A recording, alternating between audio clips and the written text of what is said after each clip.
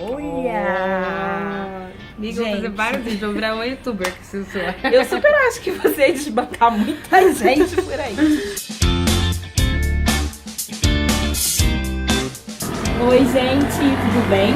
Essa é a segunda entrevista que eu vou ter no canal Autoestima Diva. E é uma entrevista que eu já tô querendo há muito tempo, tá? Eu tive que sair do Rio para vir para São Paulo para encontrar essa pessoa aqui que eu vos apresento, da Mata, Dani, da Mata para os íntimos, no caso.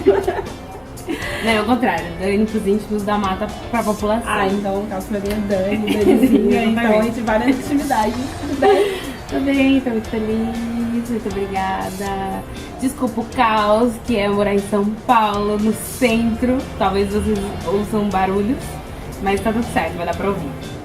Então, Dani, eu te chamei, eu queria um tempão, né? A gente até chegou a gravar um vídeo há muito tempo, mas deu BO e não rolou. Mas eu vim aqui com a minha palavra de gravar com você. Sim. Entre a agenda lotada do projeto da Dani, que ela vai falar um pouquinho pra gente. Mas eu te escolhi porque desde quando eu te conheci, né, lá em Madureira, e que eu ouvi falar do seu projeto, eu fiquei super encantada, apaixonada, porque assim como o meu projeto, você leva a autoestima para as meninas negras, né, e isso é incrível, você separar um pouquinho do seu mundo, do seu tempo, sair do seu umbigo e olhar para o outro, independente de qual seja a ferramenta que você usa. Então eu já queria começar te parabenizando, porque você é uma guerreira, tá no corre aí há bastante tempo e é uma mulher que não se deixa parar pelas... Apesar de que às vezes deve dar uma vontadezinha de... Dá sim. Passa rápido. Mas eu sou uma pessoa muito perseverante, assim, aprendi a acreditar nas coisas. Então, por mais que seja difícil, eu continuo acreditando que pode dar certo, mesmo não dando nada certo. Eu sou uma pessoa que acredita muito, então acho que isso que faz com que seja uma força motriz, sabe? Pra eu continuar. Assim. Mas obrigada. Fala um pouquinho pra gente sobre o seu projeto. Eu já conheço um pouco, acredito que eu não conheço tudo, porque é um projeto enorme, né? A gente vai e aos poucos eu vou, caramba, eu vou olhando e falei, caraca, tem mais coisa pra gente jogar nesse projeto. A gente estava conversando aqui agora há pouco que em um mês você tá em 7 estados, é isso? 7 cidades. 7 cidades. E eu acho isso super incrível, porque às vezes eu não consigo dar conta de fazer na minha cidade e você consegue em um mês fazer tudo isso. Fala um pouquinho de como que surgiu a ideia do seu projeto, o que mudou de antes pra hoje e aonde que você quer chegar com o seu projeto. Fala o nome do projeto. Então, bom, o projeto se chama Negras do Brasil, né? Ele foi escrito em 2014 por mim mesma. E lá eu escrevi tudo que eu queria, que fosse o projeto, os estados que eu queria atingir. Mas nada disso estava na minha cabeça, assim. Tipo, eu não tinha proporção do quanto isso seria grandioso pra mim e pras pessoas e quanto ia demandar tempo, dinheiro e tudo mais. Não tinha nada disso. Eu escrevi muito romântica, assim, sabe? E quando que você escreveu? Em 2013 eu escrevi quando eu voltei de Salvador e deixei ele da maneira que eu gostaria. Em 2014 eu comecei a pensar como eu poderia fazer ele, assim. Então planejar, tipo, vamos fazer primeiro tal estado, porque esse estado é próximo de outro estado. O que a gente vai precisar? A gente vai precisar de cadeira, de mesa, de espelho, de pincel, tudo isso. E aí eu fiz ao longo de 2015, né, 14 acabou e tal, aí eu terminei meu curso, também fui fazer uma formação, porque eu queria ter outra bagagem, né, antes de começar o Negras. E o objetivo principal dele, óbvio, que é elevar a autoestima das mulheres negras, mas eu também queria entender como eram os costumes das mulheres negras em regiões diferentes do nosso país. Porque eu percebia que quando eu cheguei em Salvador, eu vi como a pele de Salvador era totalmente diferente de uma pele do Rio de Janeiro, por exemplo. Qual a diferença que você percebeu? De tom, de textura.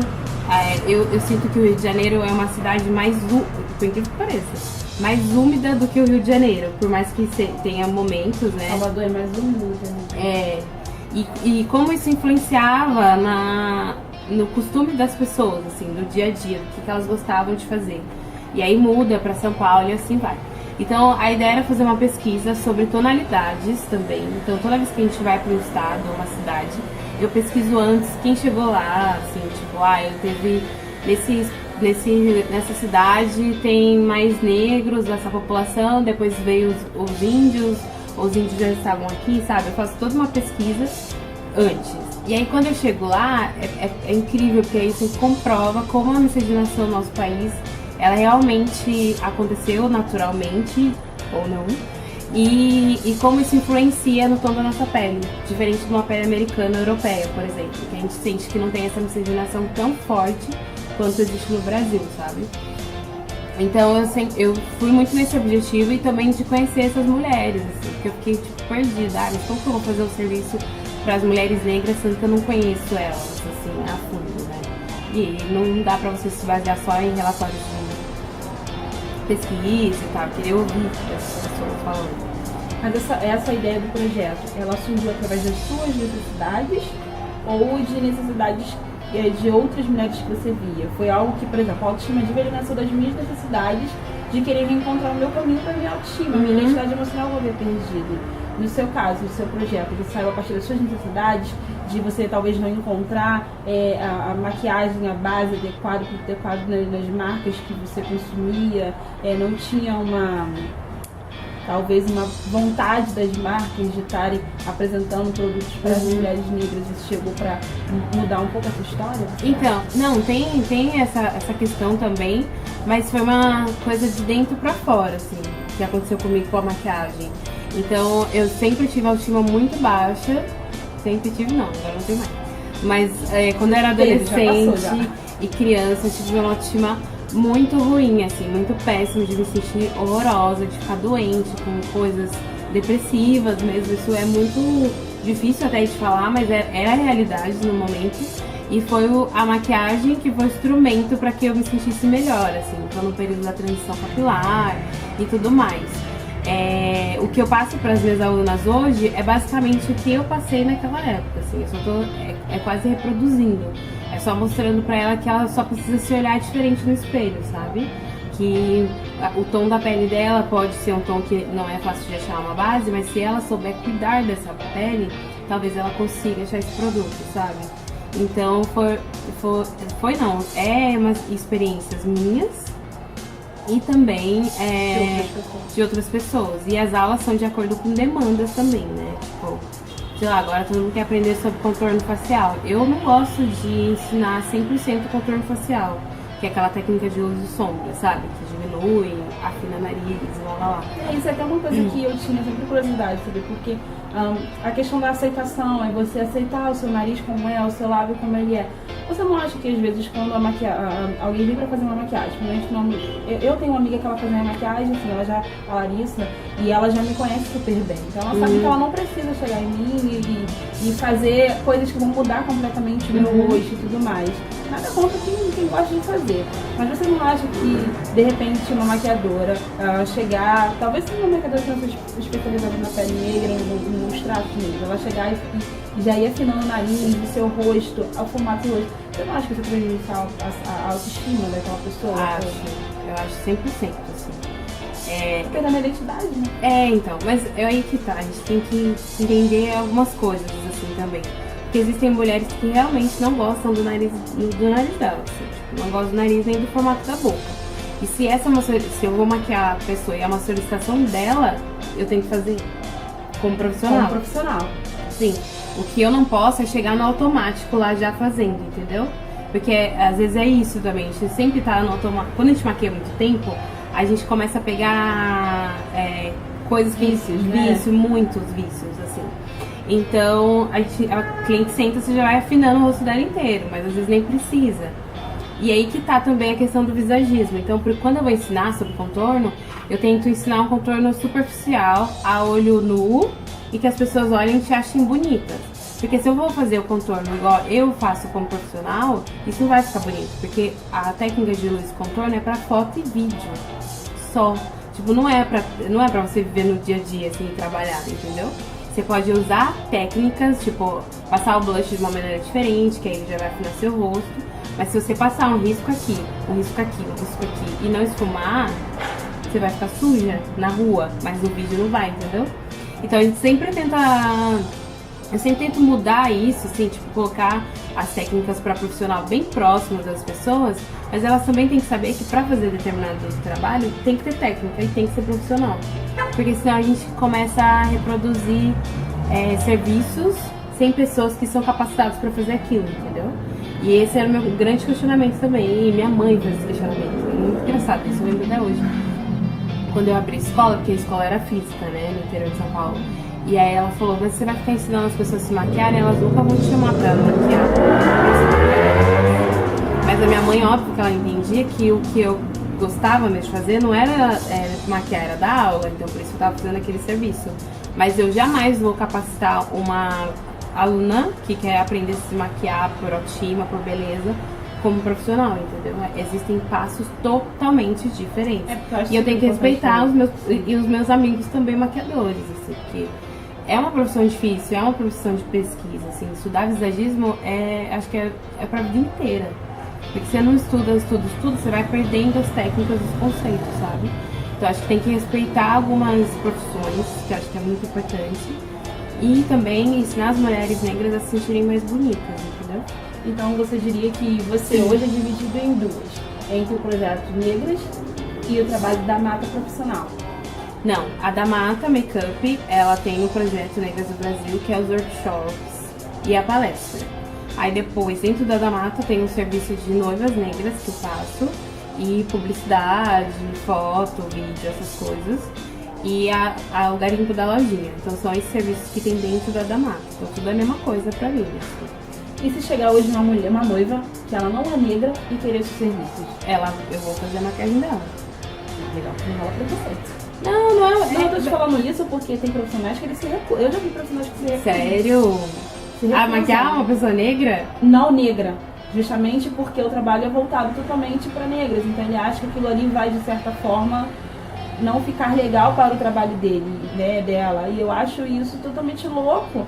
Porque se aquela pessoa, ela vê que você é um profissional, que tem uma especialidade em maquiar pessoas negras, ela se sente confortável em ter seu serviço, eu acho que é mais uma oportunidade de você chegar ali e mostrar pra ela de que você tá aberta pra ela também. Exatamente. E ela vai te indicar pra outras amigas, porque provavelmente ela tem amigas negras, ela tem amigas negras, ela tem um círculo de amizade que vai levar o seu trabalho. Porque eu também tenho uma visão muito de mercado, assim. Eu tenho uma empresa que eu preciso captar recursos pra ela sobreviver. Ponto. Tipo... quando eu abri a da Mata, eu sabia que eu queria ganhar meu dinheiro, assim, com o trabalho que eu gosto de fazer, mas que era com dinheiro. E que se isso fosse uma coisa que fosse ajudar as pessoas, ia ser incrível. Então, esse sempre foi o meu objetivo. Eu saí satisfeita de um job, de um estúdio, porque eu gosto de fazer aquele trabalho, mas eu tô recebendo pra isso. Então, às vezes, eu acho que a gente tem que parar de achar que tudo tem que ser lúdico e lembrar que a gente vive num sistema que precisa de lucro. Se eu não maquiar essa noiva branca, de pele branca, eu não sei se eu vou ter outra noiva de pele negra que queira o meu serviço, entende? Porque o que eu tô fazendo aqui é uma maquiagem, eu sou uma profissional de maquiagem. A minha especificidade é pele negra. Mas eu faço todos os tipos, tanto que tem meninas que falam, mas eu passei na sua aula, eu sou branca. Eu falei, pode, claro que pode. Você não vai... Não entra, você não pode. As meninas tratam as pessoas super bem, assim. O mais importante a gente entender também é que são mulheres, a gente quer elevar a autoestima das mulheres, de fato, entendeu? Eu lembro que no início do Autoestima Diva, eu fotografei algumas meninas que, para as pessoas que estavam vendo, eram lindas. Logo elas não tinham problema com autoestima. Então foi o meu primeiro impacto e eu achei isso um absurdo, porque a baixa autoestima não está ligado a não ter o padrão de beleza, porque no caso aquelas meninas, elas tinham um padrão de beleza da sociedade. Uhum. E eu recebi várias mensagens falando assim, tá de sacanagem, que essa menina tem problema com autoestima. E uma coisa não tem nada a ver com a outra. Não tem uma ligação totalmente direta, né, com isso. E também respeitar, né, as diversidades, assim, de cada pessoa, né? Porque às vezes eu percebo que a gente quer transformar tudo na mesma coisa, assim, sabe? Com as mesmas maquiagens em todas as mulheres negras, sabe? Então, agora vamos falar de sonhos. Sim. Porque eu acho que você movimenta muito o sonho das pessoas, né? Você movimenta... como a gente falou, um sentimento, não é só ali, por mais que seja uma empresa, mas você trabalhar com sonhos, você mostra pra mim, a gente teve um papo lá atrás que a gente falou sobre isso, de você chegar e mostrar pra aquela menina, eu posso, você pode. Por mais que o projeto dela seja totalmente diferente do seu, mas ela vai olhar pra você, que é uma menina negra, que tem um cabelo totalmente fora do padrão, que usa um batom totalmente fora do padrão, que faz o que quer fazer com a sua imagem, porque o problema é seu, não é de ninguém. Sim. E ela olha e fala assim, cara, eu não quero ser exatamente como ela, mas eu quero ter a força que ela tem, de meter a cara e fazer, né? E aí, falando dessa questão do sonho, tem alguma história que te marcou muito? Que você lembra, assim, que fala assim, cara, eu nunca vou esquecer disso, porque isso mexeu com o meu coração, com a minha alma, tudo. Então, não vou lembrar, eu não acho que não, óbvio, tem muitas histórias mais marcantes, eu não lembro nada assim muito imediato agora. Mas o que eu tenho percebido é que as pessoas têm tido uma abordagem comigo e com a minha equipe também, de acreditar, sabe? Claro que quando a gente começou o Negros, que faz muito pouco tempo, a gente tinha um número, né, de pessoas que seguiam, e agora aumentou, e de pessoas que conversam com a gente, mas a gente recebe muitos relatos, assim, sabe? De pessoas que às vezes estão tristes, ou às vezes só querem conversar, sabe? Então eu faço super questão de ficar falando com as pessoas pelo WhatsApp. Pode ser loucura, todo mundo acha que é loucura. Eu também faço isso. Mas eu gosto de falar com as pessoas, com as minhas alunas, porque é presencial, é o único contato que eu tenho com elas, sabe? E eu lembrei de um caso, que eu até fiz agora essa semana. Teve uma menina bem novinha, ela é, acho que do Mato Grosso do Sul, se eu não me engano. Ela postou uma foto, muito novinha, na internet, com um relato falando que ela tinha tentado fazer um batom preto inspirado em mim. E aí ela fez uma misturinha, assim, sei lá o que ela misturou, mas ficou muito incrível. O batom ficou super escuro. E aí ela me marcou. E aí a galera ficou enlouquecida com o post da menina, porque era muito fofinho, você vê que era genuíno, assim, sabe?